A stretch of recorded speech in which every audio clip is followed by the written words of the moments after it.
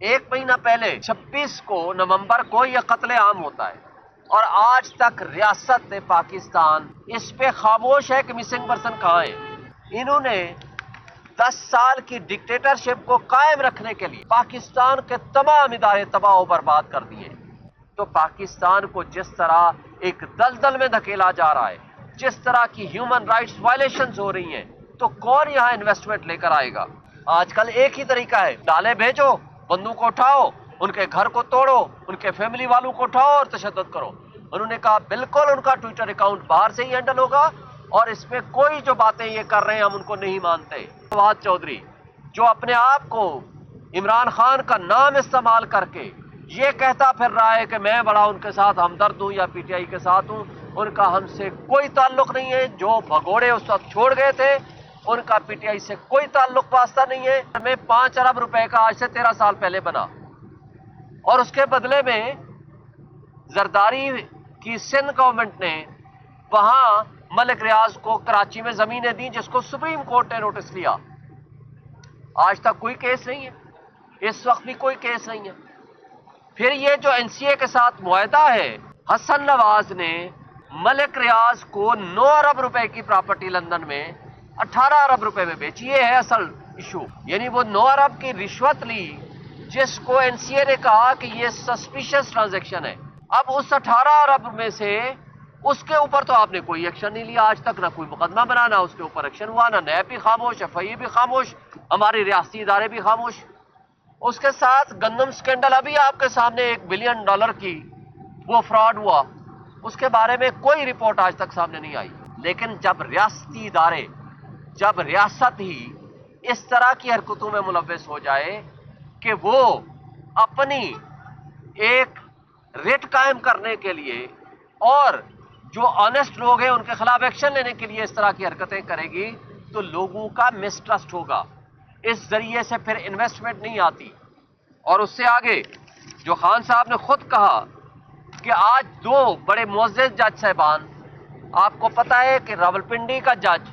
اعجاز آصف صاحب اس کو S D بنا دیا کیونکہ وہ انڈیپینڈنٹ فیصلے کر رہا تھا۔ اسی طرح سرگودا اور میاں والی کے کیسز جنہوں نے فیصلے کیے، اس جج کو محمد عباس کو بھی او ایس ڈی بنا دیا گیا اور ان ججز کو نوازا جا رہا ہے جو ججز عمران خان کے خلاف فیصلے کرتے ہیں اور اپنے ضمیر کے خلاف فیصلے کرتے ہیں۔ وہ آپ ہمایوں دلاور کی صورت ہو، شاہ رخ ارجمند کی صورت ہو، یا کوئی بھی ایسے ججے ہوں یا ایسے پراسیکیوٹرز ہوں جن کو عمران خان کے خلاف استعمال کیا جائے اور ان کو ان کا مفاد دیا جائے۔ مزید خان صاحب نے کہا کہ اس حوالے سے انہوں نے 1 مہینہ پہلے 26 کو نومبر کو یہ قتل عام ہوتا ہے اور آج تک ریاست پاکستان اس پہ خاموش ہے کہ مسنگ پرسن کہاں ہے۔ انہوں نے کہا ہے جو مسنگ پرسن آپ کہہ رہے ہیں انہوں نے ڈیٹیکٹ ہو گئے، ان کی تصویریں جاری کرو تاکہ یقین ہو ان کے گھر والوں کو اور ہمیں بھی ہو، اور جو مسنگ پرسنز ہیں ان کو پروڈیوس کرو، اور جو شہداء ہیں ان کے خلاف ایکشن لے، ان ظالموں کے خلاف جنہوں نے اس وقت ان معصوم لوگوں کو شہید کیا سنائپرز کے ذریعے۔ اور پھر اس کے اوپر جب ہم یہ مطالبہ کرتے ہیں کہ پولیٹیکل پرزنرز کو آپ ریلیز کریں اور آپ اس پہ جوڈیشل کمیشن بنائیں تو آپ اس کے اوپر کچھ بھی نہیں کرتے 1 مہینہ گزرنے کے باوجود۔ اس لیے خان صاحب نے آج کا الٹیمیٹم دے دیا ہے کہ اگر کمیٹی بن گئی اور انہوں نے سنجیدہ مذاکرات اس موضوع پہ کیے تو یہ کال جو سول ڈس اوبیڈینس کی ہے وہ کال آف ہو جائے گی، ادروائز وہ انہوں نے جو اوورسیز ہیں ان سے وہ مطالبہ کر دیا ہے کہ اپنے وہ ریمیٹنس نہ بھیجیں۔ اور اسی حوالے سے خان صاحب نے جو فردر فرمایا ہے وہ بھی میں آپ کو کہہ دوں کہ دیکھیں انہوں نے 10 سال کی ڈکٹیٹرشپ کو قائم رکھنے کے لیے پاکستان کے تمام ادارے تباہ و برباد کر دیے، ان کو بے توقیر کر دیا ہے۔ آپ کے ہاں پولیس نام کی کوئی چیز نہیں رہی جو انڈیپینڈنٹ امپارشل جرائم کے خلاف کوئی ایکشن لے، بلکہ ان کو سب کو خواہ وہ دہشت گردی کی عدالتیں ہیں یا دہشت گردی کی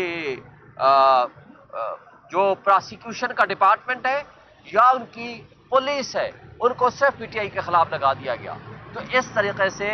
मुल्क को नाकाबिल तलाफी नुकसान पहुंचा है। IMF के एडवाइजर ने यह कहा है, मोहम्मद सईद ने, कि जनाब जब इमरान खान को हटाया गया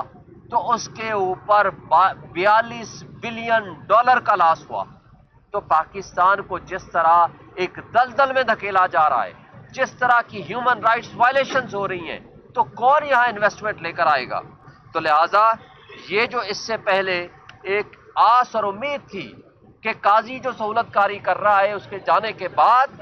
यहाँ इंसाफ का निज़ाम कायम होगा, यहाँ सुप्रीम कोर्ट की तरफ लोग आंख उठाकर देखेंगे कि जनाब ये इंसाफ देंगे। 26वीं आईनी तरमीम के जरिए उसको भी ख़त्म कर दिया गया, जिससे लोगों का एक ट्रस्ट लेवल डेफिसिट हो गया है और आगे एक जो उम्मीद थी वो भी ख़त्म होती जा रही है। फिर खान साहब ने ये भी बताया कि उनका जो ट्विटर अकाउंट वो बाहर क्यों है, वो इसलिए है कि यहाँ जो भी ट्वीट करेगा उनकी बिहाफ पे उसको उठा के ले जाएंगे। आजकल एक ही तरीका है, डाले भेजो, बंदूक को उठाओ, उनके घर को तोड़ो, उनके फैमिली वालों को उठाओ और तशद्दुद करो। उन्होंने कहा बिल्कुल उनका ट्विटर अकाउंट बाहर से ही हैंडल होगा और इसमें कोई जो बातें ये कर रहे हैं हम उनको नहीं मानते। और उन्होंने नाम लेकर कहा कि जो लोग, बल्कि खास तौर पर फवाद चौधरी, जो अपने आप को इमरान खान का नाम इस्तेमाल करके ये कहता फिर रहा है कि मैं बड़ा उनके साथ हमदर्द हूँ या PTI के साथ हूँ, उनका हमसे कोई ताल्लुक नहीं है। जो भगोड़े उस वक्त छोड़ गए थे उनका PTI से कोई ताल्लुक वास्ता नहीं है। और वो इस वक्त जिस तरह की बातें खान साहब का नाम यूज करके मिस यूज कर रहे हैं उनके नाम को, उनसे ला ताल्लुकी करने का खान साहब ने हुक्म दिया।